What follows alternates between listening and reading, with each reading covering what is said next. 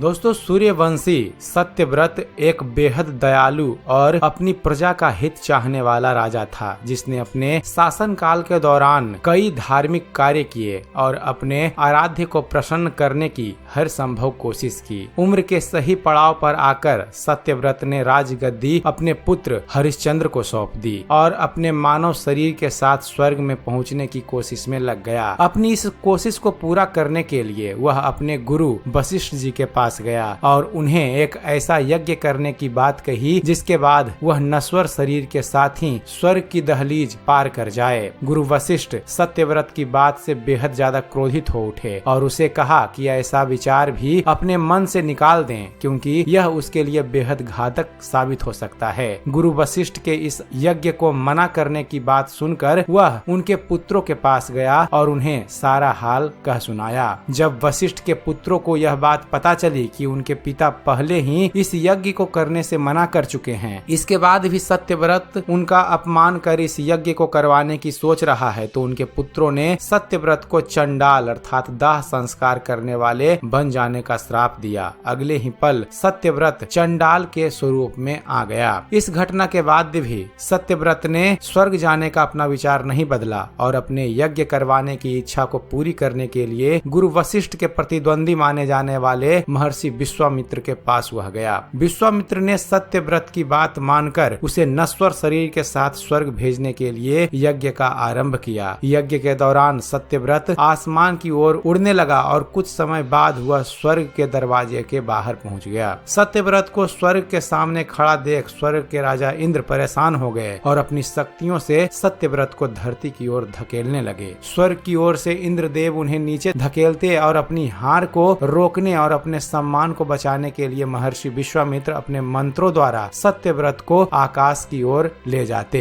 सत्यव्रत ऊपर नीचे के इस खेल में उलझ गया। ऐसे हालातों में अपना सम्मान और वचन को बचाए रखने के लिए विश्वामित्र ने सत्यव्रत के लिए इंद्र के स्वर्ग के बराबर आकाश के दक्षिण भाग में एक और स्वर्ग बना दिया और उसे यह आश्वासन दिया कि वह इसे इंद्र का स्थान दिलवाएंगे। महर्षि विश्वामित्र की इस कोशिश ने देवताओं को डरा दिया और समस्त देवतागण उन्हें यह समझाने की कोशिश करने लगे कि सत्यव्रत को इंद्र के समरूप बनाने की उनकी कोशिश अगर सफल हो गई तो इसका नतीजा बहुत बुरा होगा। देवताओं के आग्रह की वजह से विश्वामित्र ने यज्ञ को समाप्त करने की बात मान ली, लेकिन वह सत्यव्रत को दिए गए वचन से मुकरना नहीं चाहते थे। महर्षि विश्वामित्र ने देवताओं से कहा कि वह अपने दिए हुए वचन से मुकर नहीं सकते, इसलिए उन्होंने जो स्वर्ग सत्यव्रत के लिए बनाया था उसे वहीं रखने की बात कही। इसके अलावा देवताओं को इस बात के लिए भी मना लिया कि आज के बाद सत्यव्रत अपने लिए बनाए गए स्वर्ग त्रिशंकु स्वर्ग में ही रहेगा। यहीं से शुरू होती है त्रिशंकु स्वर्ग की कहानी। आम भाषा में उस अवस्था को त्रिशंकु स्वर्ग में रहना कहा जाता है जब ना तो इंसान खुश होता है और ना दुखी, और वह